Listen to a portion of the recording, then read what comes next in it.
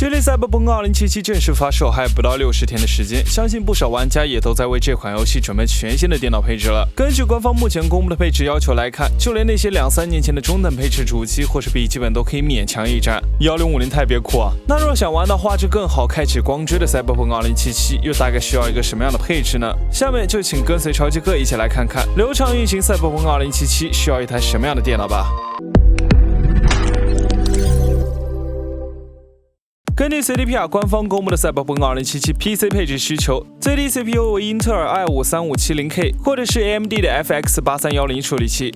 显卡为 GTX 780或者 Radeon RX 470，这里要注意了 ，GTX 780以及 RX 470和 GTX 160 3G 版是一个等级的，比 GTX 150 Ti 要高一些。但这也不代表 GTX 150 Ti 不能勉强一战，毕竟一帧能玩2帧流畅嘛。内存最低需要8GB，而这样的 PC 配置大约在2500元左右。几年前玩绝地求生更换的配置应该可以达标。至于1050 Ti 的玩家，我只能说等游戏出来后尝试一下吧。硬盘方面，等会儿统一说明。在推荐配置方面 ，CPU 则需要 i7-4790或者是 AMD 锐龙 3200G 处理器，显卡需要 GTX 1060或者 Radeon R9 Free。考虑最低配置的要求，这里的 GTX 1060应该是6G 版，内存是16GB，这样的 PC 配置则需要3500元左右。至于 CDPR 官方为什么推荐这样的配置，想必是参考了 Steam 对于 PC 硬件方面的统计数据，为的就是可以让更多的玩家游玩到这款3A 大作。毕竟本作还会登陆本世代主机嘛。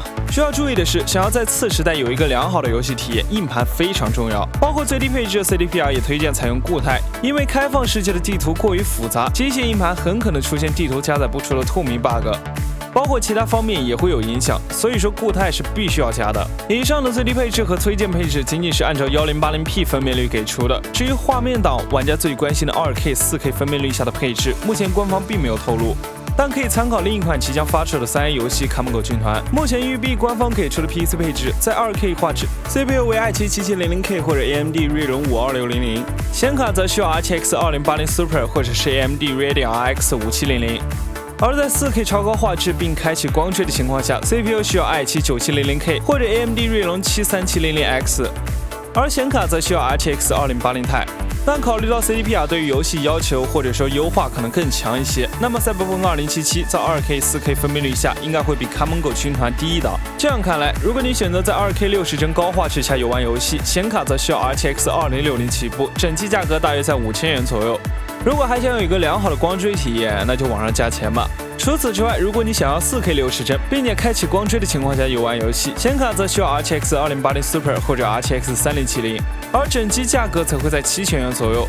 至于系统方面，仍需要在温10环境下才能运行，并且需要预留70G 的硬盘容量。至于具体的配置要求，就等待官方自己公布吧。总的来说，赛博朋克2077在低分辨率下对 PC 配置的要求并不太高 ，GTX 1060即可流畅运行。但如果想在 2K、4K 的分辨率情况下流畅运行，你仍需要组建一台高性能的 PC 才行。至于笔记本，目前不是非常推荐购买，可以等待10月份 AMD 公布他们的新产品再考虑。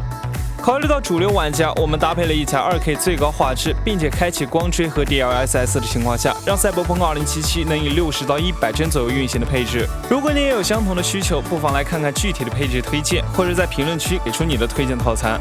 CPU 方面 ，IU 平台可以考虑 i5-9600K，AU 方面可以考虑 R5-3600，显卡方面可以考虑 RTX 3070或者即将公布的 AMD RX 6000系列。内存方面可以考虑 16GB DDR4 3200兆赫兹的双通道。